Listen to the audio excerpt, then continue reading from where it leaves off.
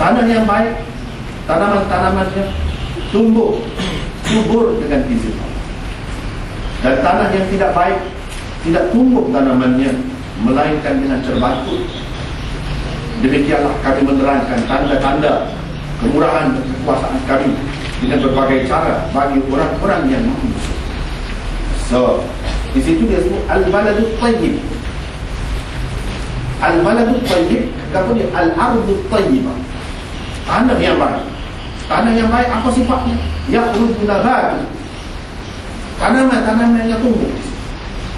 Situlah dia ambil syarat. Tanah yang menumbuhkan tanaman itu dia ambil. Sini. Yang kedua, di dalam ayat Tayammum Al-Maidah ada perkataan minhu. Selepas famsa'u bi wujuhikum wa aydikum ada min.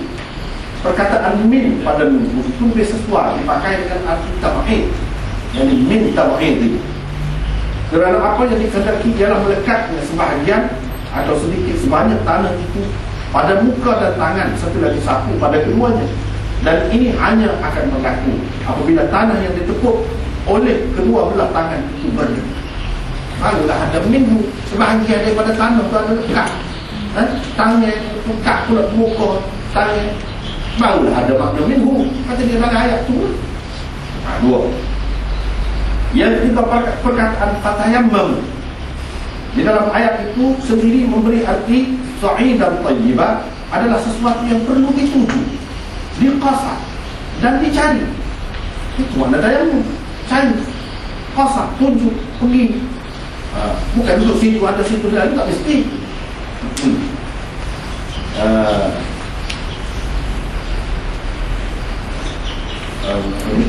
Kalau setiap bahagian muka bumi boleh digunakan untuk tayammum, tiada lagi faedahnya. Allah memerintahkan kita supaya mencari.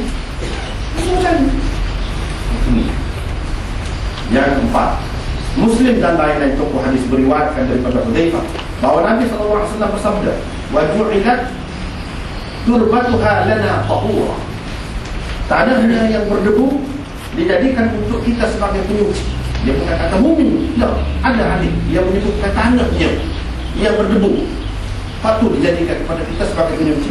Jadi maksud tanah saja tu, bumi itu maksud tanah pada itu, bumi pada itu. Di dalam riwayat yang lain disebutkan juga perkataan turab di tempat turbatu. Turab ini makna tanah yang berdebu. Kedua-duanya membawa arti yang sama.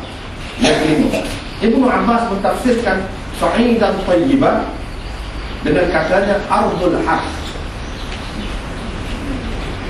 tanah ladang atau tanah pertanian. Tanah pertanian lakukan sifatnya dia berdebu dan dia menumbuhkan tanah. Artinya adalah tanah yang menumbuhkan apa-apa tanah.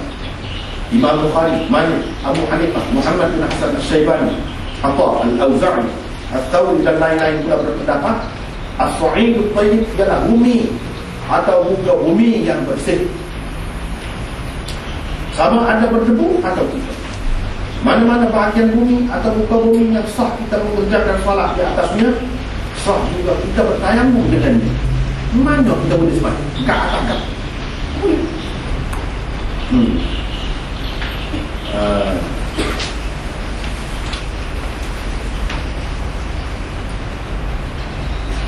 Tidak kira sama ada ia merupakan tanah, batu, rumput, pokok, air salji, batu kapur, batu celak, pasir dan lain-lain tak tidak. Asalkan ia bersih dan suci. Berikut adalah sebahagian dalil golongan. Masing-masing dalil. Kita punya 5. Kita punya 5.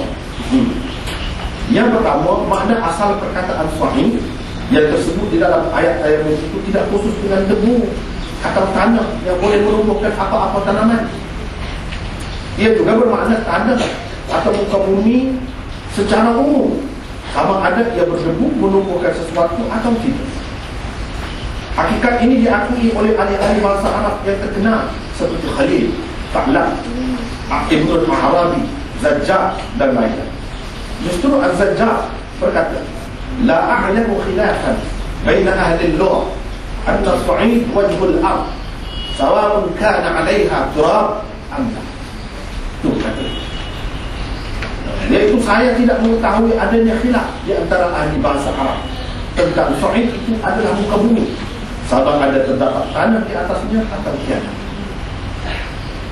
Al-Quran juga di tempat yang lain telah menggunakan sa'id untuk muka bumi yang tandus dan licin. Sebagai contoh, lihat saja dua ayat. Asli guna sa'id untuk tidak khusus dengan tanah yang bertentangan yang menunggu kata Nabi. Misalnya, wa inna laja'iluna ma'alaiha sa'idan jurza. Maksudnya, dan sesungguhnya kami akan jadikan apa yang ada di bumi itu sebagai tanah yang tandus. So, yang kedua, fa'asa rabbi an yutiyani khairan min jannati wa yursila 'alayha husbana wa yursila 'alayha husbanan min as-sama' fatusbiha sa'idan zalaqa. Maka mudah-mudahan Tuhanku akan mengurniakan daging lebih baik daripada kebunmu, dan aku bimbang dia akan menimpakannya dengan bala bencana dari langit, sehingga menjadilah kebunmu itu tanah yang licin tandus. Sahih dia. Kalau licin tandus tak menumbuhkan tanaman itu, dia panggil sahih. Dalam Quran disebut. Supaya baik bertafsir, kita Quran. Sini pun dia guna sahih. Apa? Lemon ni dia tidak akui tanah yang berdebu itu boleh. Boleh, mana boleh. Tanah yang menumbuhkan tanaman itu boleh, tapi dia tidak hak sekat tu, bukan hak tu saja. Ada pun golongan yang pertama dia hak sekat tu, hak tu saja. Hak lain tak masuk. Lemon tidak. Jadi kalau kita kata, kalau ada ahli yang kata berada di situ, tidak bercakap, mana kita terima? Hak debu tu. Bahkan Ibn Abbas kata, atyabus sa'id aqdul haq. Sa'id yang paling baik ialah tanah pertanian, tanah ladang. Dia kata yang paling baik, bukan makna orang lain tak boleh. Begitu. Tak apalah. Kedua-dua ayat di atas menunjukkan sa'id itu disifatkan dengan tandus dan licin. Ini berarti sa'id boleh jadi berdebu dan menumbuhkan sesuatu, boleh jadi juga tandus dan tidak menumbuhkan sesuatu seperti batu dan lain-lain. Yang kedua, Nabi SAW bersabda, wa ju'ilat liyal ardu masjidan wa tahura. Hak ini yang kedua tadi yang kita baca. Hak ni bumi ini. Tak apa, pada dia menyebutkan bumi tanpa mengaitkannya dengan yang berdebu atau yang boleh menumbuhkan apa-apa tanaman dan sebagainya. Hadis ini bagi Bukhari dan lain-lain itu punya sependapat dengannya, merupakan sebaik-baik pentafsir kepada sa'id dan thayyibah yang tersebut dalam kedua-dua ayat. Yang ketiga, Tabarani dan Baihaqi dengan sanad yang sahih meriwayatkan daripada Abi Umamah radhiyallahu anhu bahwa Rasulullah sallallahu alaihi wasallam bersabda, wa ja'ala al-ardha kullaha li wa li ummati masjidan wa tahura fa aynama adrakat as-salat rajulan min ummati fa 'indahu masjiduhu wa tahuruhu. Terbiasa. Maksudnya dia, yakni Allah, menjadikan bumi ini semua sekali sebagai tempat sembahyang dan bahan penyuci untukku dan umat. Oleh itu, di mana sekalipun sembahyang mendapati, yakni wajib ditunaikan oleh sesiapa sahaja dari umat, tempat sembahyang dan bahan untuknya bersuci sudah pun sedia ada di sisi. Jadi apa ya suruh sembahyang mana-mana tu? Tak boleh sembahyang mana-mana. Bahkan kita kata tak ada air ke apa, situ sudah ada, dia boleh sayang. Mana? Atas muka bumi barulah senang. Kalau tidak jadi susah, kena mencari. Ini dia kata di sisinya sudah ada tempat sembahyang dia, dan di sisinya sudah ada juga bahan bersuci. Ada sekali. Tidak perlu dicari susah gila. Tak perlu gila.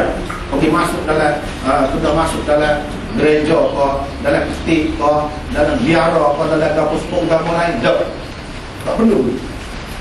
Susah, tak perlu. Jadi orang ni situ saja boleh sebenarnya. Tak ada masjid, tak ada bangunan, tak ada kapal pun boleh.